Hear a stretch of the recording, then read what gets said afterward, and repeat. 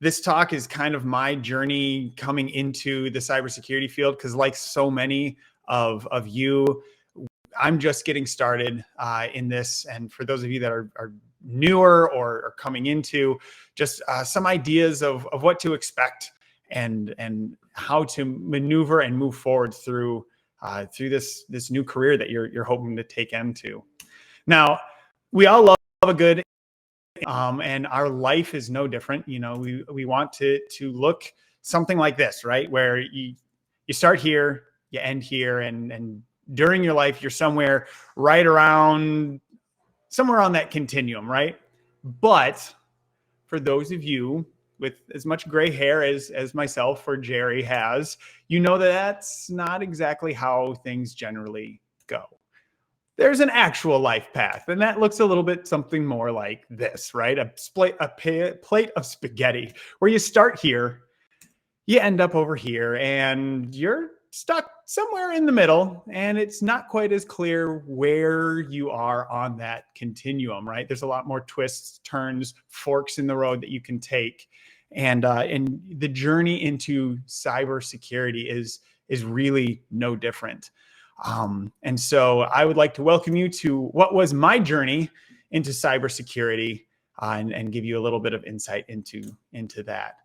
Now, don't worry about reading all of this information here. This is just here to kind of show you, these were all the different steps I remember taking to get from where I was to where I wanted to be in cybersecurity. So for you, it's just to kind of show you that, yeah, it takes a lot of different steps. And for me, it's to reignite that PTSD of all the work that had to go into all of this. So don't worry about it. We'll go through, we're not going to hit every single bullet point, but we'll go through and hit the main ones. So when I first started out, I graduated from college with a degree in audio production, and I started out running a recording studio. I figured I was going to be the next Rick Rubin, right? The guy that founded Def Jam Records and revolutionized the music industry. And that was my goal. That's what I thought I was going to end up doing. But I was working in Detroit at the time, and Detroit soon thereafter got hit pretty hard with that economic downturn in the early 2000s, and I ended up losing my job. And what does every college student do when they lose their first job? They shotgun their resume out to as many different places as they possibly could. And I was no different. And the first job that came back was a job working on cruise ships. And so I ran away and joined ships. Now, I would love to say that this was what I was doing on the ships, captaining a giant, beautiful vessel through the pristine waters of the Caribbean. But in all actuality, the only reason I was able to take this picture is because we were in the middle of the Atlantic Ocean. There was nothing close to us for probably several hundred nautical miles in any direction, so I wouldn't be able to hit something. And furthermore, I was told that little joystick was to be touched for absolutely no reason. Otherwise, the gentleman in the white shirt behind me would probably tackle me and throw me into the brig. So I wasn't doing that. However, I was working more like this, and James will understand. I was working in the theater. I was doing the AV and IT work in the theater, and that's where I first started getting my hands on networking of devices and things like that. So I ran our theaters, our bars, and our venues, and ran the shows. And on occasion, when someone got hurt, I usually was able to be coerced or convinced to end up in the shows. And that's me in a taxi, singing my way across the stage because I somehow got convinced that this was a good idea.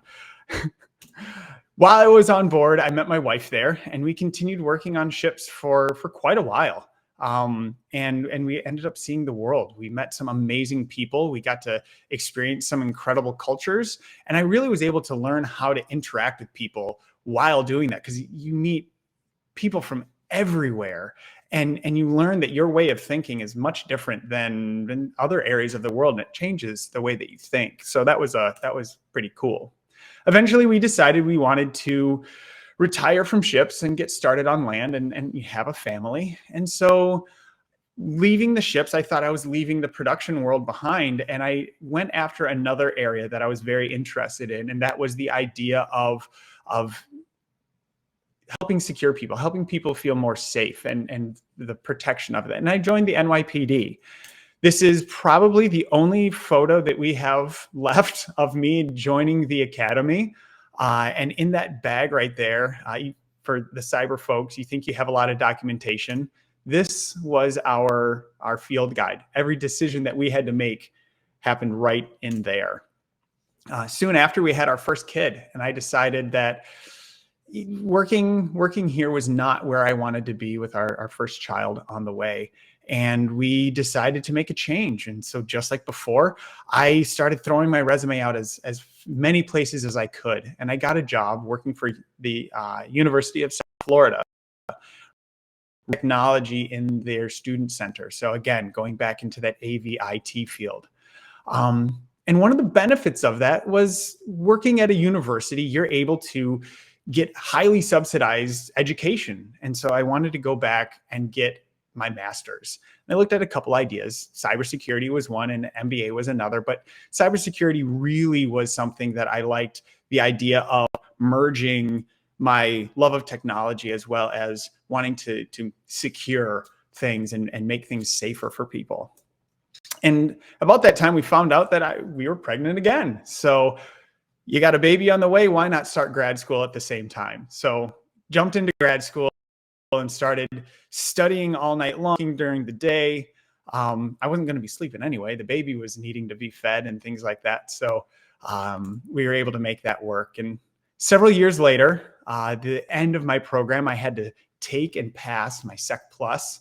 And so shout out to Professor Messer and a lot of the other people out on the on YouTube that helped me learn everything that I needed to get that, and ended up with my degree. You know, there it is. My son graduated as well that same year, and I graduated with my master's. So that was great. But at this point, hey, everything is going to be easy from here. There's a giant skills gap, and I'm going to grab a job in no time.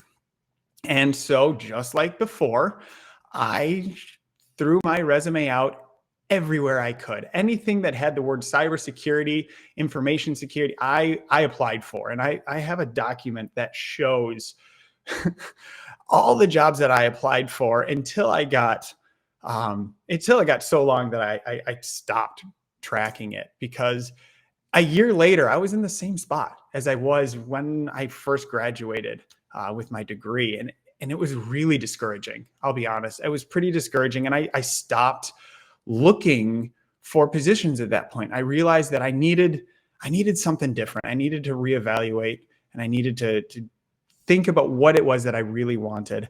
And so I went online and tried to find resources. And I stumbled across an individual. Some of you know who this individual is. Some of you don't. But he has a very different approach to cybersecurity and personal interactions than Jerry and the Simply Cyber community. But I ran into an individual named Dr. Diston. He's very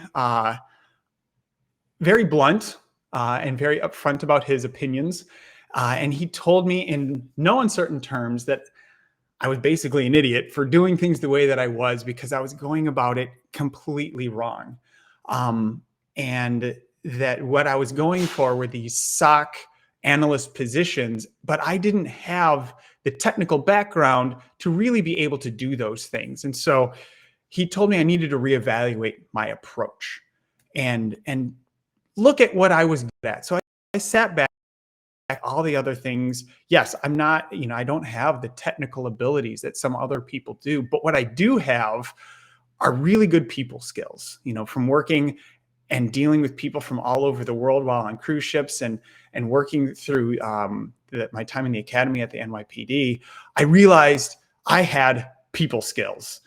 And again, if you're from my generation, you know where the next meme is going is this. I've got people skills. I'm good at dealing with people.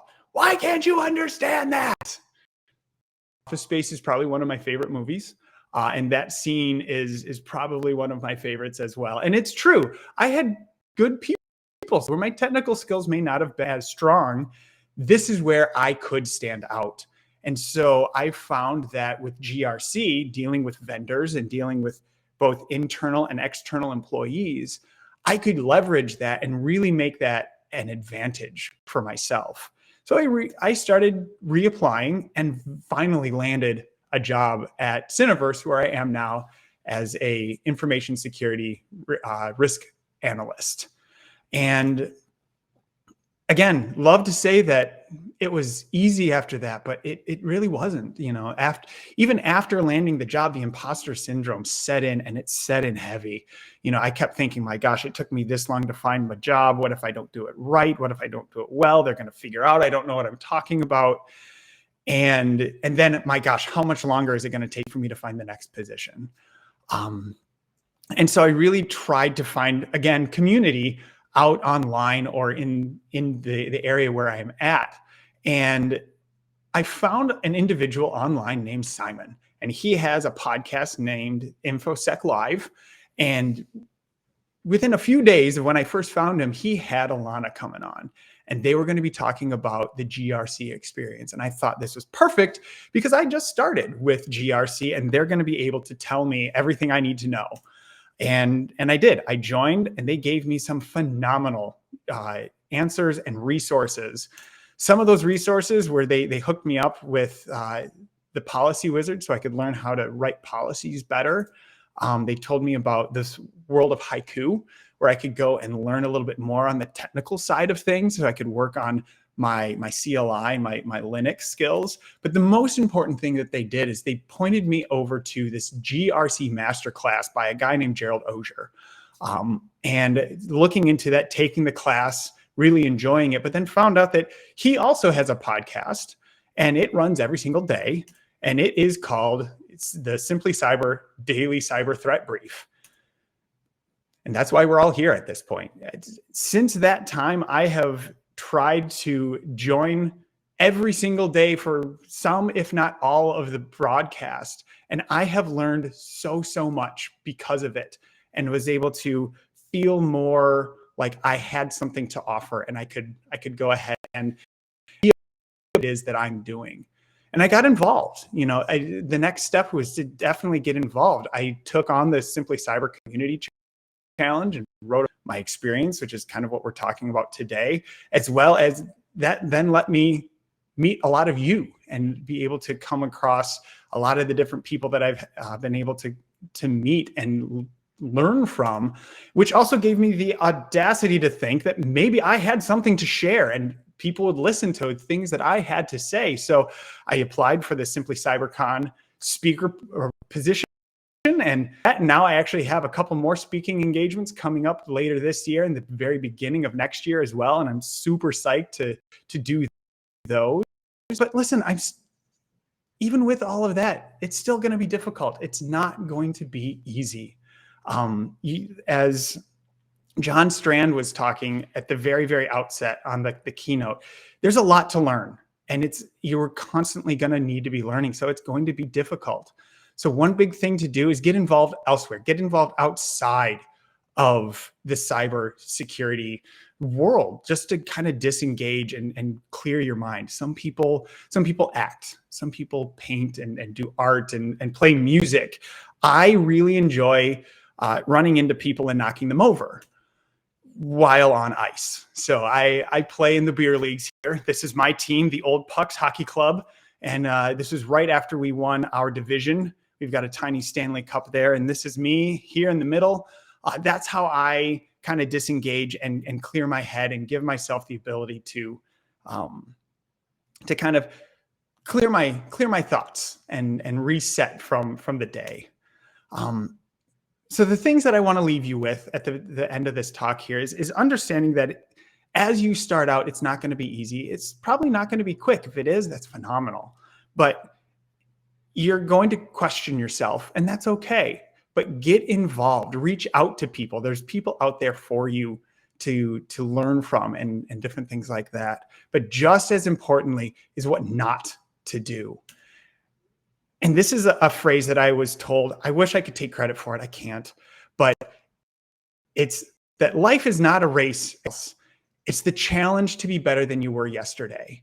So yes, my journey is different from James's journey. It's just different from Jerry's journey, different from anyone else's journey. And to measure myself against them is unfair. We're all running different races. The only thing I can do is be better than I was yesterday and try to be better tomorrow than I am right now. And even that little 1% step forward, that is progress. And that's going to get you towards that eventual goal that you have of whatever it happens to be, whether it's getting a job in cyber or something else. So just continue to move forward. And another piece of advice from Jim Valvano, we don't have time to go into, but he was an amazing person, a great basketball coach, and he gave an incredible speech in the 93 ESPYs. Go watch it, bring Kleenex, you are going to need it. But at the end of his speech, he left us with words that I want to leave you at the end of my speech. And that is, don't give up. Don't ever give up. Because the only time you lose is when you stop trying and stop moving forward. So as you move forward from wherever it is that you are to wherever it is that you want to go in your cybersecurity journey, keep going, keep trying, and don't ever give up. Thank you.